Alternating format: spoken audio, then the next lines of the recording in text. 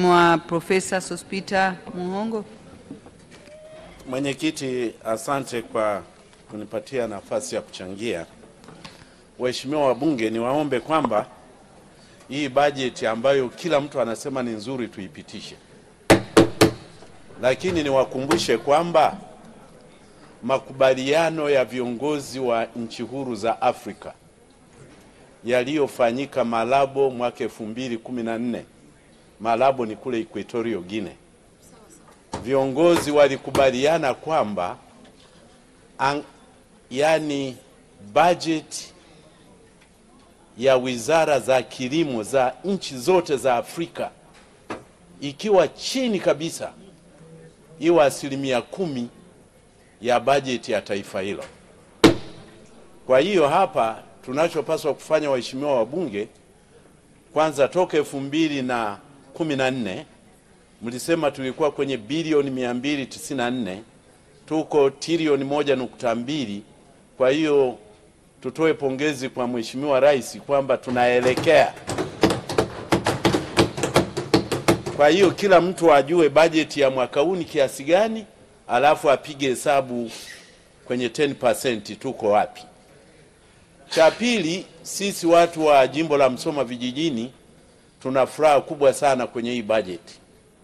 Ni kwa sababu tuna mabonde mawili makubwa, bonde la Mto Suguti na bonde la Bugwema, na mabonde yote mawili yamefanyiwa tathmini na yanafaa kwa umwagiliaji mkubwa, na ambalo limepitishwa sasa ni hili bonde la Bugwema. Mimi natoa shukurani Mheshimiwa Rais alivyokuwa jimboni mwangu, nilimuomba, simuombi vitu vingi, nilimuomba viwili tu, bonde hili na barabara, na yote tumepata. Tunampa shukurani nyingi sana, na jimbo la uhakika ambalo anajua na kura nyingi ni la Msoma vijijini kuzidi yote. Kwa hiyo bonde la Bugwema tumelipata, mkandarasi amepatikana. Na hili ndugu zangu, kwa nini mimi namsifia Mheshimiwa Rais, ni kwa sababu Mwalimu alianza kulijenga mwaka 1974. Kwa hiyo kwa zaidi ya miaka 50 Mheshimiwa Rais amefufua tena huu mradi. Sisi watu wa Msoma vijijini tuna furaha kubwa sana. Na muhimu ni kwamba huyu mkandarasi ambaye atakabidhiwa hivi karibuni, malengo ya Mwalimu ya miaka ya 70 kwamba asaidie wakulima wadogo yako pale pale. Kwa hiyo hili ni bonde kwa ajili ya wakulima wadogo na wakulima wakubwa.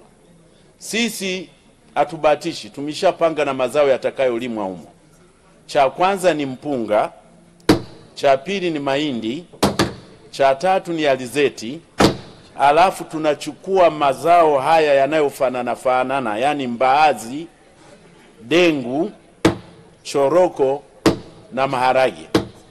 Vile vile tutalima pamba.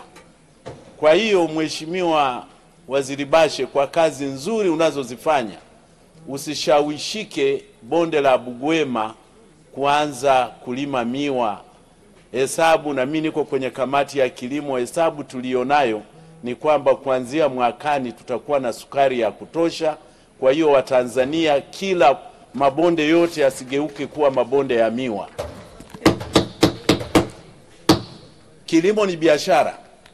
Mazao tuliyoyachagua ni kwa sababu tutafanya biashara ya ndani.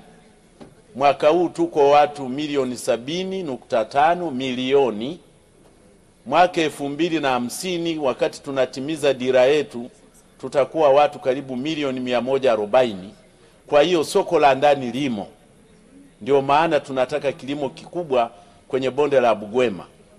Halafu soko la nje ni nchi za Kiafrika. Tuna mikataba mingi. Sasa hivi Afrika tuko watu bilioni 1.5. Tukifika mwaka 2050 tutakuwa bilioni 2.5. Wote hawa wanataka chakula. Wote. Na wote hawa huenda wataanza kununua kutoka kwenye bonde letu la Bugwema. Sasa natoa umuhimu wa kilimo ni biashara.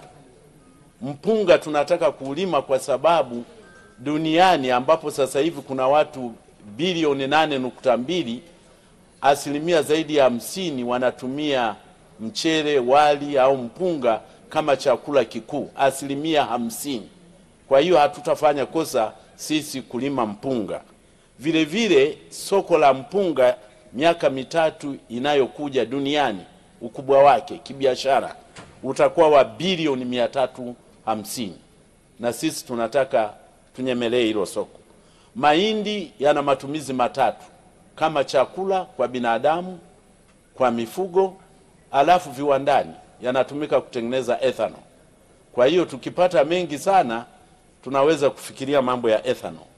Mbaazi tunazichagua kwa sababu biashara yake sasa hivi duniani ni bilioni 68, na ikifika mwaka 2030 itakuwa ya bilioni 75. Kwa hiyo Mheshimiwa Bashe huko sahihi kusema kilimo ni biashara. Na sisi Msoma vijijini tunaenda mbali, tunataka viwanda. Na ndugu zangu waheshimiwa wabunge, isiwe tu kwamba kilimo ni biashara, lakini kilimo vile vile ni viwanda. Kwa hiyo sisi tunataka mazao yatakayolimwa kule Bugwema kwenye bonde kubwa kabisa yatakuwa yanachakatwa humo, na tunaongezea thamani ya mazao yetu. Vile vile tunalima pamba. Ombi letu ni kwamba ile jineri ya Mgango, Waziri Bashe, ile jineri unaifahamu, na waziri wa viwanda, lazima ile jineri ifufuke. Alafu pamba tunayoilima tunataka kuanza kiwanda kipya pale majirani zangu Msoma mjini wawe na kiwanda. Huko Bugwema kuna wafugaji sana, tunataka kufufua viwanda vyetu vya maziwa vya mkoa wa Mara. Halafu mkoa wa Mara na Msoma vijijini tumeanza ufugaji uvuvi wa vizimba, na huko nako Msoma vijijini mimi nimepanga ndani ya miaka 4-5 tuwe na kiwanda cha samaki Msoma vijijini. Kwa hiyo waheshimiwa wabunge, twende na kilimo ni biashara, twende na kilimo ni viwanda. Sasa nataka kuwaeleza kidogo kuhusu maji ya Ziwa Victoria.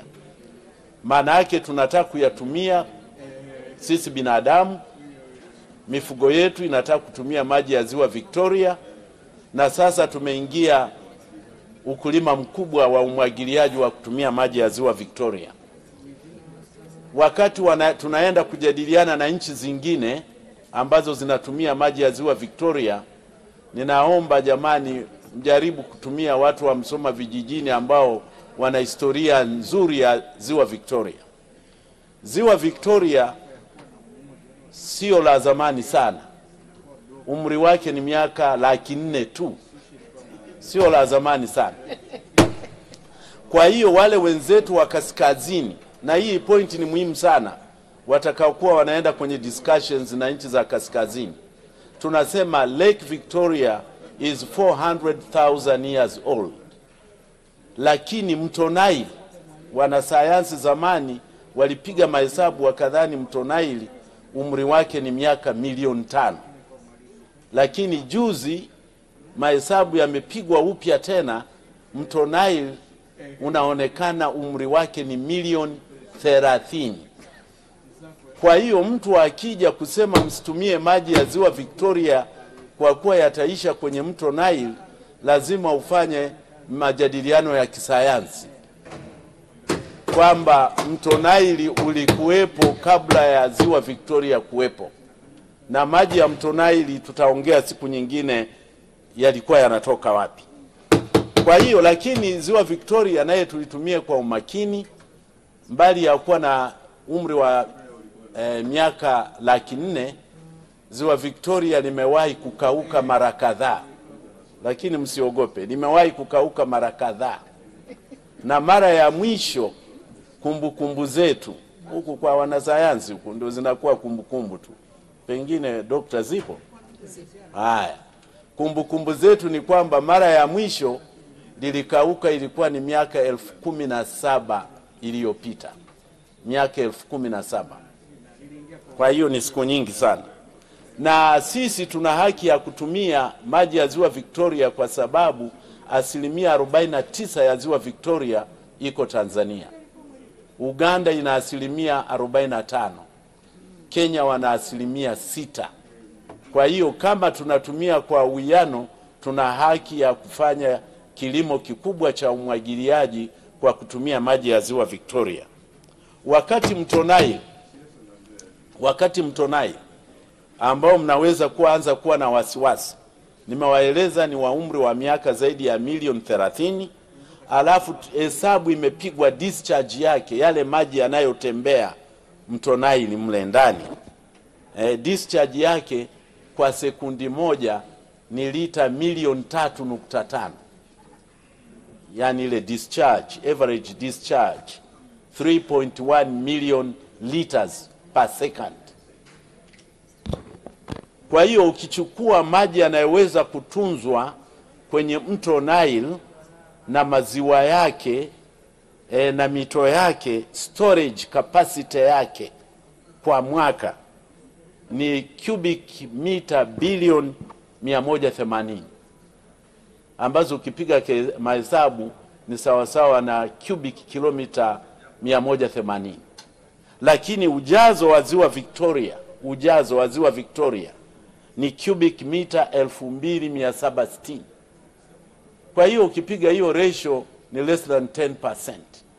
Kwa hiyo ndugu zangu wa Tanzania, tuna haki ya kutumia maji ya Ziwa Victoria kwa binadamu, kwa mifugo na bado kwa umwagiliaji. Na siku tutakavyoitwa kwenye huo mjadala, nimesema mkodisheni majeshi kutoka Msoma vijijini. Sasa upande wa umwagiliaji, kwa nini lazima tufanye umwagiliaji? Sio kitu kigeni. Sisi tumechelewa. Mambo ya umwagiliaji yalianza kabla hata ya Jesus Christ. Inajulikana kwamba miaka 6000 kabla ya kuzaliwa Yesu Kristo, mambo ya umwagiliaji yalikuwa yanafanyika kwenye kule Middle East. Nchi hizo zamani zilikuwa zinaitwa Mesopotamia, kwenye mto wa Tigris na Euphrates. Kwa hiyo jamani, sisi tumechelewa kufanya kilimo cha umwagiliaji, na ninaomba mimi niunge hoja, kwa sababu niliambiwa ni dakika 5, kumbe wameniongeza dakika, tayari zimeisha. Malizia. Haya, nimalizie, na Msukuma amesupport haya. Sasa jamani, mimi namalizia kwa kusema kwamba tunachoiomba serikali kwenye mpango wa maendeleo, kwenye ile draft wale wa mpango wa maendeleo, lazima hili swala la umwagiliaji waweke kipaumbele kikubwa, kwa sababu uchumi mkubwa na watu wengi walioajiriwa ni kwenye sekta ya kilimo. Mwenyekiti, naomba kuunga mkono na asante sana. Asante sana Mheshimiwa Profesa Sospeter Muhongo.